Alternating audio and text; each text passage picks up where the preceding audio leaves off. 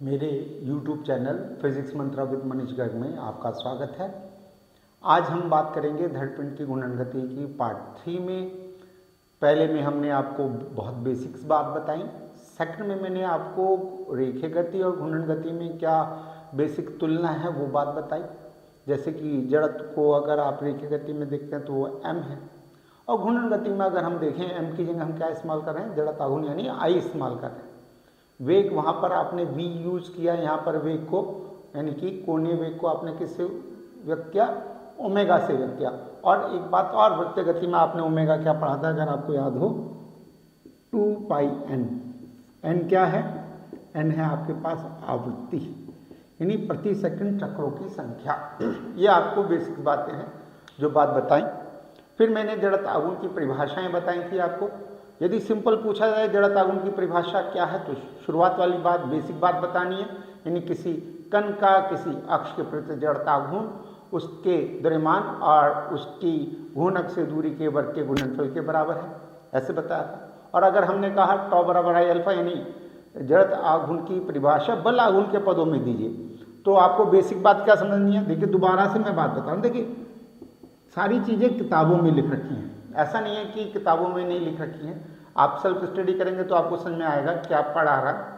और क्लास के अंदर भी टीचर बताने की कोशिश करते हैं, जहाँ आप लोग कंसंट्रेट नहीं कर पाते, यहाँ पर आप मेरे को रिवाइंड करके भी सुन सकते हैं। बेसिक ट्रिक को समझिए। मैंने कहा आई की परिभाषा यानी जड़त्व आघूर्ण की परिभाषा बल आघूर्ण के पदों में दी है। कल भी बात बताई थी मैंने, यानी प्रीवियस अपने पार्ट 2 वाले एपिसोड में बताई थी कि जिससे चाहिए उन दो को पकड़ो और जो तीसरी चीज दिखाई दे रही है उसको 1 बना लो। 1 अल्फा क्या है? कोणीय त्वरण है। तो यदि अल्फा 1 है तो आई टॉ है। आई क्या है? अगर आपने सिर्फ ये याद किया जड़त्व आघूर्ण तो आप फिर फंसेंगे। आपको क्या याद रखना है, किसी पिंड का या किसी निकाय का जड़त्व आघूर्ण किसके परित, किसी अक्ष के परित। तो किसी पिंड का किसी अक्ष के परित जड़त्व आघूर्ण उस अक्ष के परित एकांक, एक को कहते हैं एकांक, एकांक कोणीय त्वरण से घुमाने के लिए आवश्यक बल आघूर्ण को कहते हैं। ये परिभाषा आ गई। ठीक बात है। इसी तरीके से मैंने घूर्णन गतिज ऊर्जा के पदों में आपको बताई थी। आज कुछ न्यूमेरिकल्स की बात करते हैं। फॉर एग्जाम्पल मैं कहूँ आपके पास एक समबाहु त्रिभुज है, उसके शीर्षों पे 100-100 ग्राम के 3 कण रखे हुए हैं और 30 सेंटीमीटर भुजा का ये समबाहु त्रिभुज है। और आपसे कहता है कि इस त्रिभुज के गुरुत्व केंद्र से गुजरने वाली अक्ष के परित जड़त्व आघूर्ण ज्ञात कीजिए। ये क्वेश्चन पेपर में मिल गया आपको। आप क्या करेंगे? आप करेंगे कि ये एक निकाय है, तो सबसे पहले आपको समझ में आना चाहिए कि मुझे फॉर्मूला कौन सा इस्तेमाल करना है। जैसे कि मैंने पार्ट 2 में बताया था, निकाय बोले तो आई बराबर सिग्मा एम स्क्वायर। यदि पिंड का नाम खोले, वलय है, पतली छड़ है, ठोस गोला है, तो किसके परित बोल रहा है उसके सूत्र हैं। उन सूत्रों को याद करने के लिए मैंने कह रखा है। उम्मीद करता हूं आप लोगों ने याद किया होगा। याद नहीं किया होगा तो बेटा देखो फिर आपको प्रॉब्लम्स आनी है, तो आप उसको फेस करेंगे। याद तो आपको करना ही पड़ेगा। अब देखिए यहाँ पर सिग्मा एम स्क्वायर में अगर आप चेक करें तो पहली बात आपको समझ में आना चाहिए कि गुरुत्व केंद्र का मतलब क्या है, यानी इनकी यहाँ मध्यिकाओं का जो कटान बिंदु है ये आपका गुरुत्व केंद्र है जी।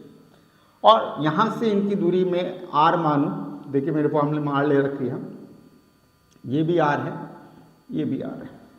अब आपको क्या दिखाई दे रहा है, ये इसको डिवाइड करता है तो ये 15 सेंटीमीटर रहेगी। हाँ ना?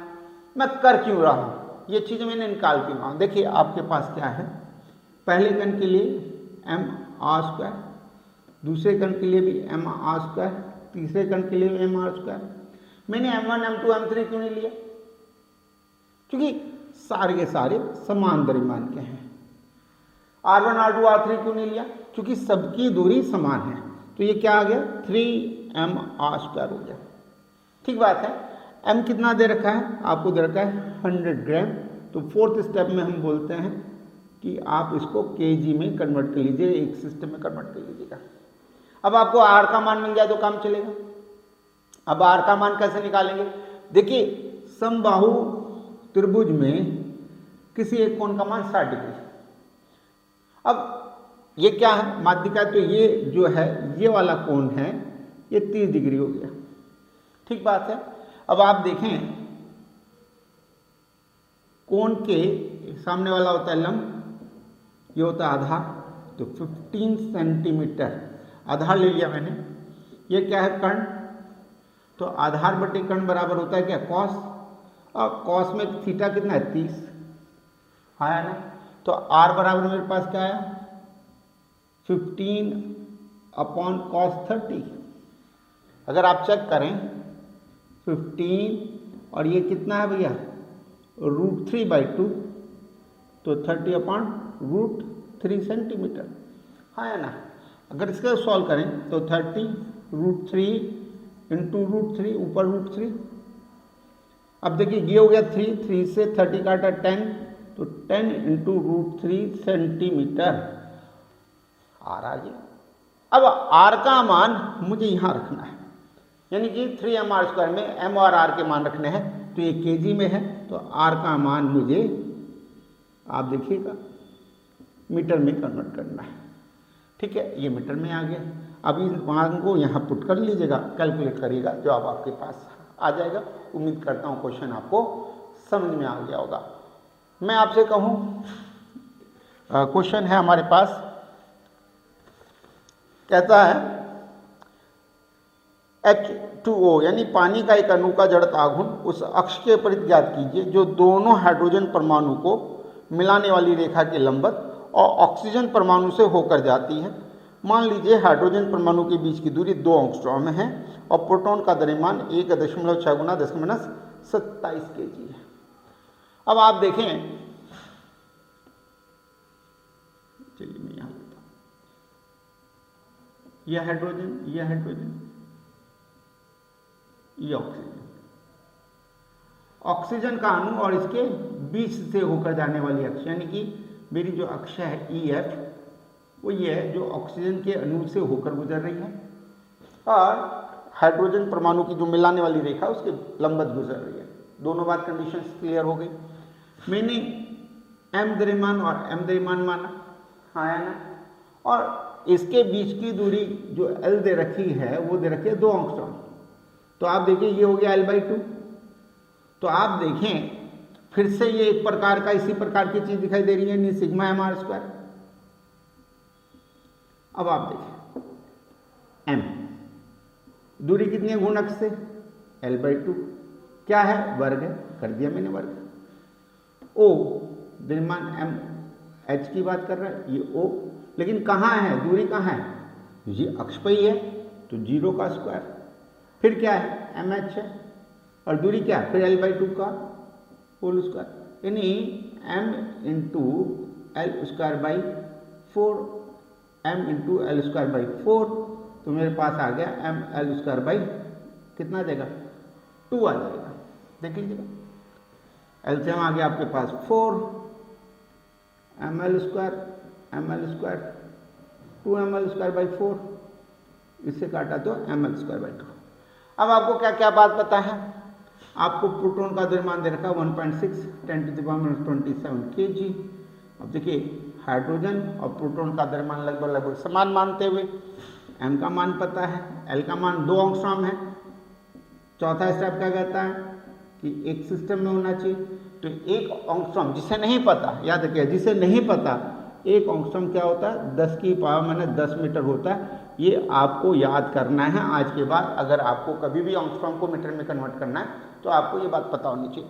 और आप बस सिंपल मान रखिएगा, -27 2 गुना 10⁻10 स्क्वायर है, 2 गुना 10⁻10 और बटे 2। सॉल्व करेंगे आपके पास किस में आ जाएगा? kg मीटर स्क्वायर में आपके पास जवाब आ जाएगा। उम्मीद करता हूँ क्वेश्चन आपको समझ में आ गया होगा। अब देखिए नीट का एक क्वेश्चन है, शायद 2022 में ये पूछा गया था।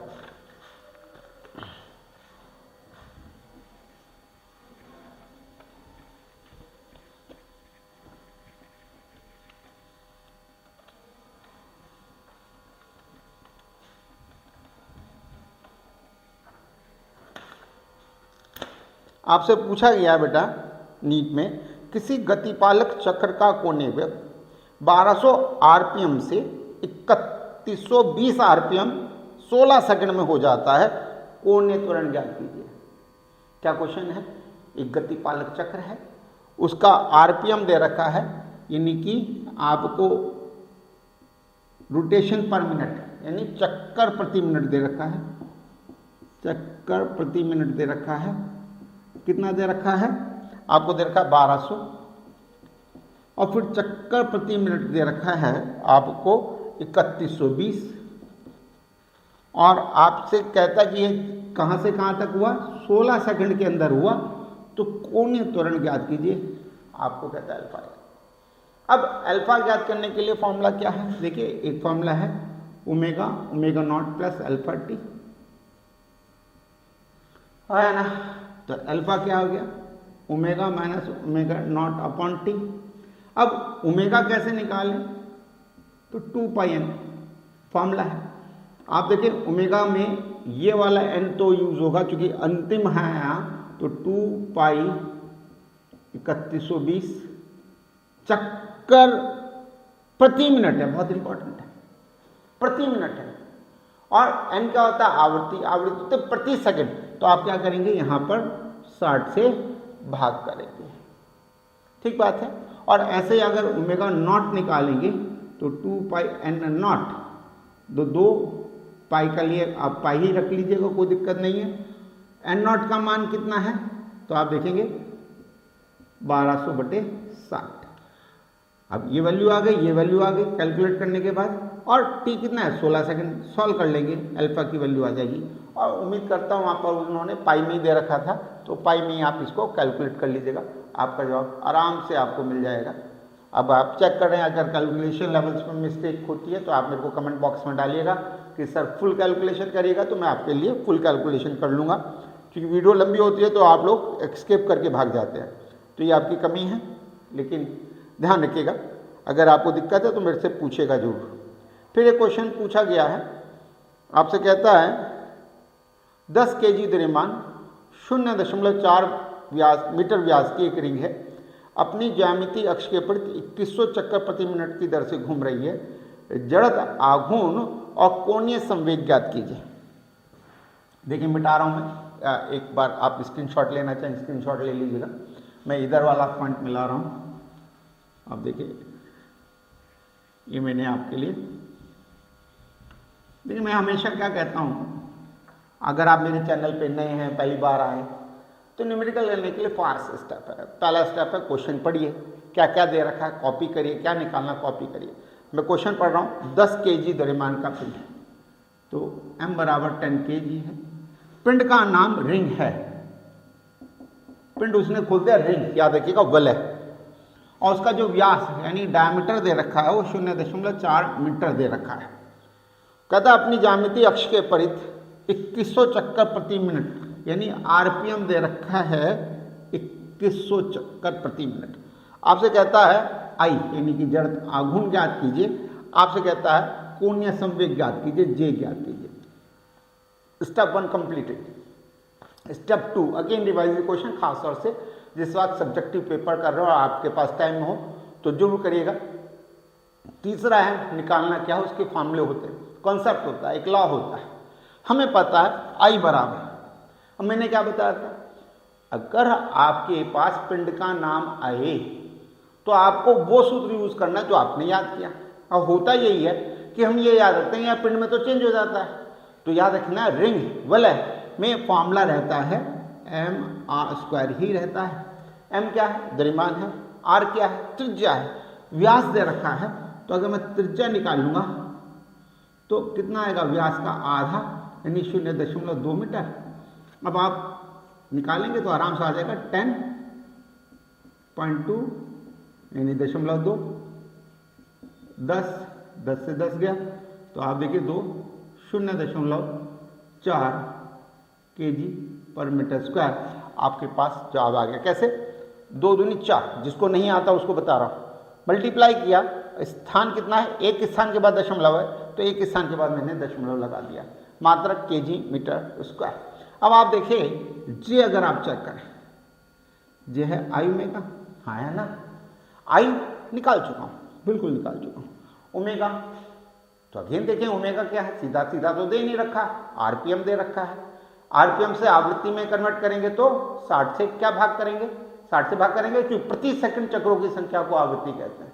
तो अब आपके पास क्या है, आई इंटू 2πn, आई कितना है 0.4, यह है 2, यह है पाई 22/7, एन कितना है 2100 चक्कर प्रति मिनट है, इसलिए 60 से भाग करना मत भूलें। और अब आप कैलकुलेट कर सकते हैं, नीचे ले लिया 10, 1 0 1 0 3 2 2 से 2 काटा 88, और मात्रक क्या आएगा अगर आप चेक करें तो इसका मात्रक है जूल सेकंड, है या आप कैलकुलेट करेंगे आपके पास जवाब आ जाएगा, किलोग्राम मीटर स्क्वायर प्रति सेकंड होता है, तो वो भी आप लिख सकते हैं। इसके अलावा कोई क्वेश्चन आपके दिमाग में आता है तो उसको करिएगा। अब छोटा क्वेश्चन है, जैसे आपसे पूछा जाए एसआई पद्धति में जड़त्व आघूर्ण का मात्रक क्या होता है, तो देखिए एसआई पद्धति में जड़त्व आघूर्ण का मात्रक केजी मीटर स्क्वायर होता है, ये याद रखिएगा। फिर वो आपसे कहता है घूर्णन त्रिज्या क्या होती है, वो मैंने पार्ट 2 वाले एपिसोड में क्लियर किया है। मैंने बताया था पिंड में कोई ऐसा बिंदु माने जहाँ पर समस्त द्रव्यमान केंद्रित हो पिंड का, फिर उसकी घूर्ण अक्ष से लंबवत दूरी इतनी हो कि उसका जो वर्ग उस द्रव्यमान से गुना करें तो उस पिंड का उस अक्ष के ऊपर जड़त्व आघूर्ण प्राप्त हो जाए, यानी आई बराबर mk²। के क्या है, उस बिंदु से अक्ष की लंबवत दूरी है जिस बिंदु पर मैंने समस्त द्रव्यमान क्या मान रखा है, केंद्रित मान रखा है। तो क्वेश्चन सॉल्व हो गया होगा आपके दिमाग से। फिर एक क्वेश्चन है, आपसे पूछा जाता है यदि कोई पिंड घूर्णन कर रहा है तो क्या निश्चित रूप से उस पर कोई बल आघूर्ण लग रहा है। अब आप देखिए सेम बात क्वेश्चन जैसे आपने वहां पर पढ़ा था, कहाँ, रेखीय गति में। अगर कोई चीज घूर्णन कर रही है तो याद रखिएगा घूर्णन करने का मतलब ऐसा भी तो हो सकता है वो एक समान वेग से घूर्णन कर रही हो, और बल आघूर्ण होता कब है, कब लगता है, जब कोणीय त्वरण उत्पन्न हो। कोणीय त्वरण के लिए आवश्यक है बल आघूर्ण, और अगर जबकि कोणीय वेग नियत है तो कोणीय त्वरण तो शून्य होगा, तो जरूरी नहीं वहां बल आघूर्ण लग रहा हो। तो इसलिए ये इसका जवाब आएगा, यदि कोई पिंड घूर्णन कर रहा तो क्या निश्चित रूप से हम कह सकते हैं बल आघूर्ण लग रहा, तो जवाब आएगा नहीं, बल आघूर्ण नहीं लग रहा यदि वो नियत कोणीय वेग से घूम रही है। मेरे ख्याल से जवाब आपकी समझ में आ गया होगा। फिर भी अगर आपको दिक्कत हो तो मेरे से पूछ लीजिएगा। और ये एक बेसिक बातें रही जो पहले पार्ट 1 पार्ट 2 में जो चीज़ें मैंने आपको बताई उन पर बेस क्वेश्चंस थे छोटे छोटे जो आपको मैंने करके दिखाए हैं। बहुत एलिमेंट्री पेपर्स आते हैं बोर्ड में भी, और इवन कंपटीशन में तो नीट के लिए तो बहुत ही एलिमेंट्री पेपर आता है। यदि आप मेरे यूट्यूब चैनल पे लगातार मेंटेन रहते हैं तो आपको निश्चित तौर से मानेगा कि नीट की फिजिक्स की तैयारी के लिए किसी भी कोचिंग इंस्टीट्यूट को ज्वाइन करने की आवश्यकता नहीं पड़ेगी। आपको पूरा का पूरा लगभग पेपर यहीं मिल जाएगा। जो मेरे पुराने स्टूडेंट्स हैं जो इधर उधर डॉक्टर्स बन चुके हैं, यदि आप वो आपके संपर्क में, तो वो भी आपको बता देंगे कि सर जो बात बोल रहे हैं वो लगभग सही है। क्योंकि मेरा बेटा है वो भी डॉक्टर बन चुका है, तो वो भी आपको ये बात बता सकता है। तो मैं आपसे कहना क्या चाह रहा हूँ, मेरा कहने का मतलब है कि अब वो जो जैसे कहते हैं ना आप रील देखना 2-2 मिनट में भाग जाना, तो कॉन्सेंट्रेट होकर वीडियो को देखें, और छोटी से छोटी बात जो समझ में नहीं आती वो कमेंट बॉक्स में मेरे से पूछ सकते हैं। और कोशिश करिएगा कि वीडियो को पूरा देखें, और पूरा देखने के बाद जो उसमें आपको कमी लगे वो भी बता सकते हैं, और जो समझ में नहीं आता वो भी बता सकते हैं। Thank you for watching.